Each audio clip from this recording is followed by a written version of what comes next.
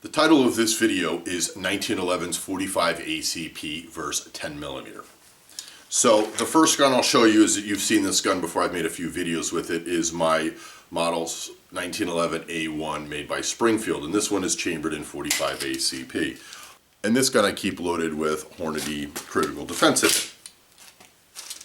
And the second 1911 I just picked up about 6 weeks ago. This is a Kimber Custom 2.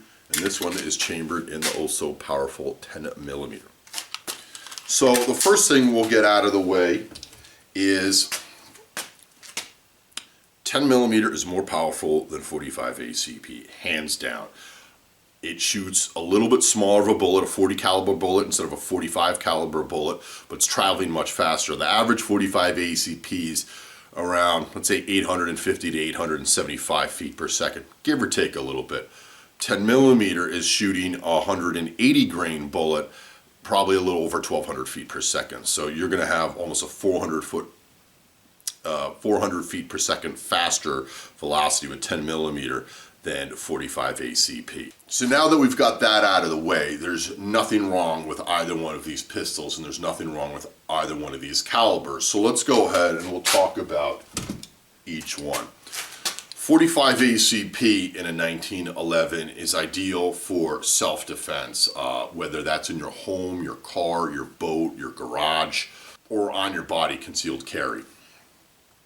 This would not be your best choice for hunting. It would not be your best choice for protection in the woods against bears or four-legged critter you would find in the woods. It's not a terrible choice, but it wouldn't be an ideal choice.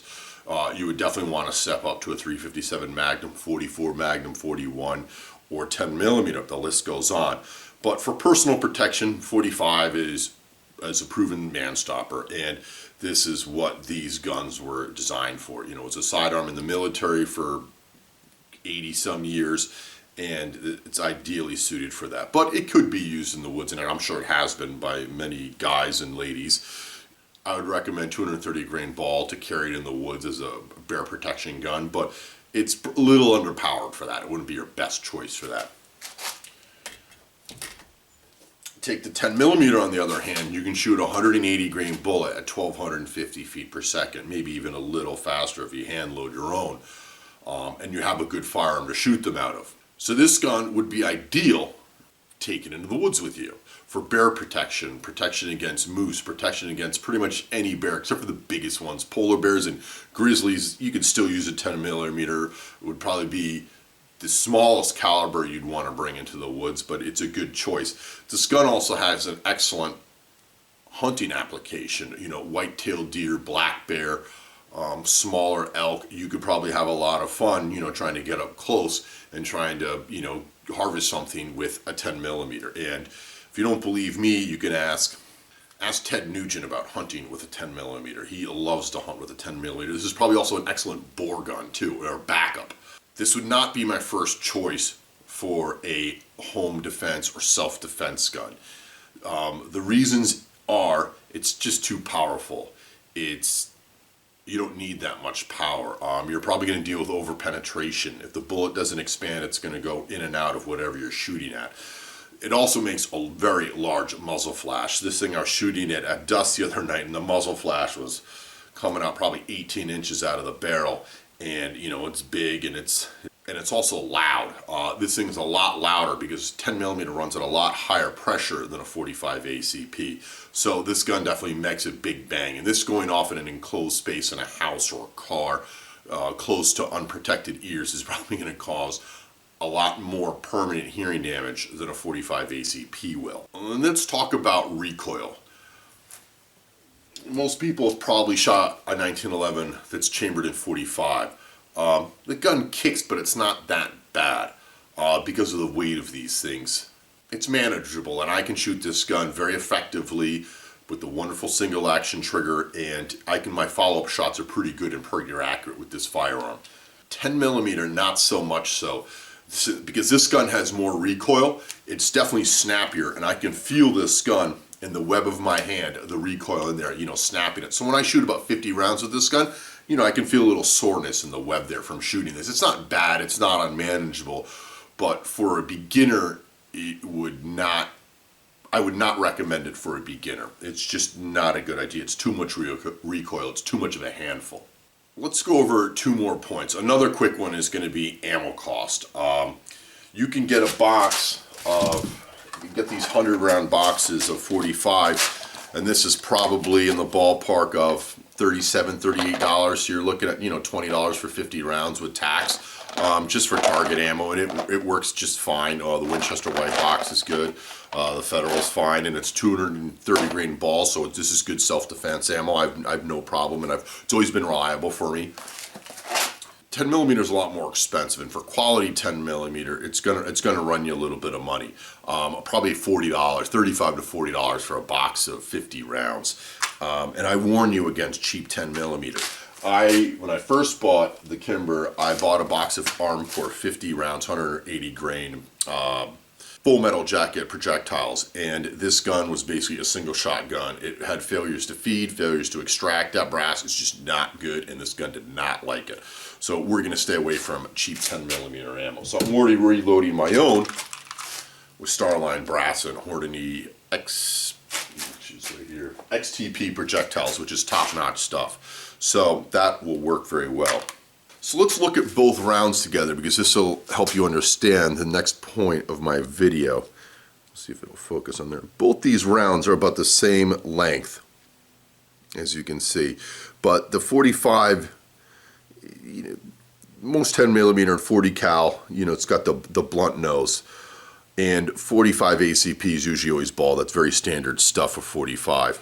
So let's go over my last point. Well, this is probably the point of this video, which is very cool, I think. So when I brought this home, first thing I did was, I wanted to make sure the dimensions were all the same as my Springfield, and they were, which is very cool. So with all my holster carriers, so we have the 45 ACP mag, stick that in there, it fits in there just fine, and then we have the 10 millimeter mag, and you can see this indentation right there, and the reason they put that in there is because the 10 millimeter round is narrower, so basically you don't want them flopping around in there left to right, so they put that little indentation in there so the rounds will stay in the center of the magazine. But as you can see, they both fit in there just fine. And let's go ahead and check each pistol.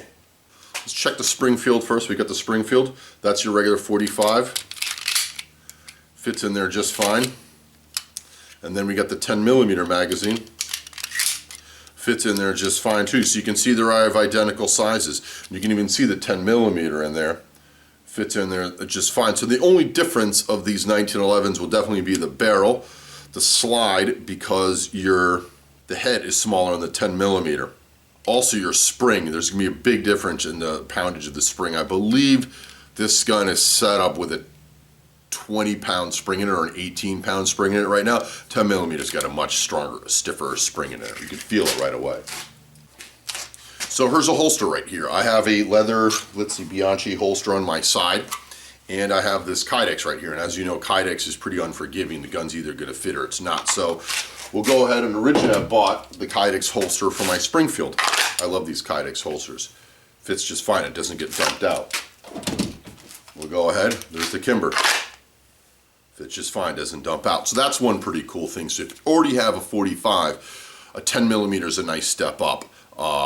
That might have been the wrong way to phrase it, but it might not be a step up, but it might be a better addition to your collection, because all your magazine pouches, all of your holsters will fit both guns, and it's fine. Unless you get a long slide. If you screw around with a 10 millimeter long slide, and I did look at those, then you're gonna have to buy a whole different selection of holsters. And so folks, yeah, as I was saying, this is the newest addition to my collection right here, and I'm really happy with it. I got a great price from Kentucky Gun Shop for this pistol, and I think I paid $560 for it. And I looked at it online, and everywhere else online had it for about $675, $700. So I saved a little over $100 on this 1911, which I basically got an email in the middle of the summer from Kentucky Gun Shop, and back in September, and I was like, that's a no-brainer. I'm like, I have to. And I was looking at these, but once I saw that number, I did about 2 minutes of homework, and I'm like, done.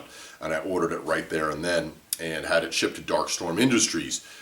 Darkstorm Industries is a large gun shop on Long Island. It's about in the middle of Long Island, and they are known for making their own ARs. They make AR-15s, also large frame ARs that shoot .308 and 6.5 and guarantee some of those high-end rifles. They are not cheap. Darkstorm Industries is not where you want to buy a budget-friendly beginner AR. Their cheapest AR starts at $1,000. Now you can buy ARs for $500, but they do sell wonderful ARs, and they're large frame ones. Some of those they'll guarantee half MOA with those guns out of the box. So all you have to do is literally put a scope on it, get a couple accessories, bipod, yada yada, and you're ready and shoot some good ammo, and you're ready to roll. And they will guarantee the accuracy of those firearms. Also, you can bring it back, and they will stand behind their word.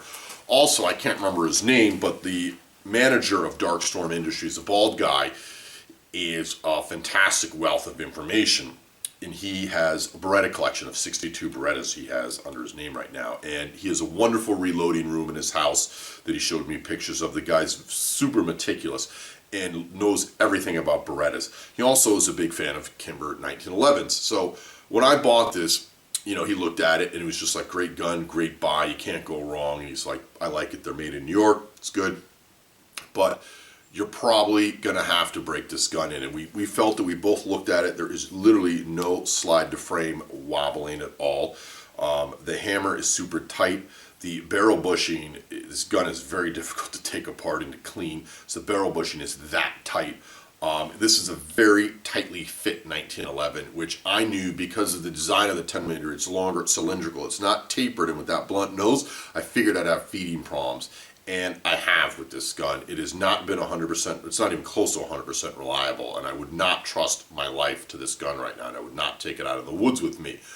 But that's fine, I was expecting that. And they told me in the store anywhere from 200 to 500 rounds for break-in for this, which for 10mm, it's not inexpensive. So basically I've been going down to my shooting spot here and I rattle off about 50 rounds at a time. I bring the gun home, I clean it, I oil it back up, and another week or two later I take it, I do the same thing. And it is getting better. It's also finicky what kind of ammo it likes. It does not like arms core ammo.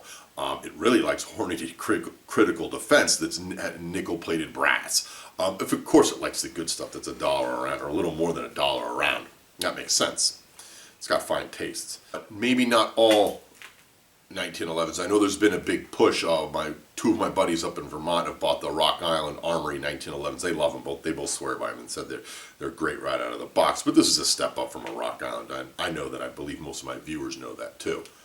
I am going to do a full review on this gun. I just wanted to give it a fair shake though, because I don't feel...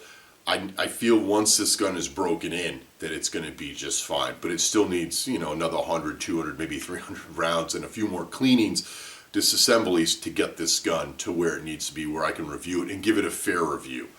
I just don't want to go review it and shoot expensive ammo and it works, and shoot like my reloads and just regular factory ammo does not work, especially with decent factory ammo.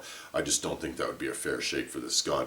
And if I do run another couple hundred rounds and it's not reliable and it's still giving me problems, I'll do a review on it then, and I will bag it. And I will also call up Kimber and I will ask them to make it right, and I will send it back to them, which I'm sure they will do, because Kimber is an excellent gun company, and everybody I know that's dealt with them has already said they've done them well.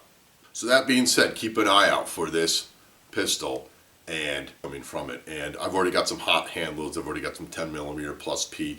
And my basic, what I bought this for is, this is going to be a camping gun. This is going to be a hiking gun. This gun is going to be carried with me when I go into the woods, and this is going to be used as protection. This will be basically another option besides my 357, my 44 Magnum, something that's going to be a little easier to carry, a little lighter. The ammo won't be so heavy. It's just something different, and I've always wanted a 10mm, and it's got a cool look to it too. I like it a lot. Folks, thanks for watching this video. Keep an eye out for a review on this Kimber 10mm, and if you like this video, give me a thumbs up and feel free to subscribe. If you have any questions, post them below and I will get back to them as quickly as I can. Thanks for watching, folks.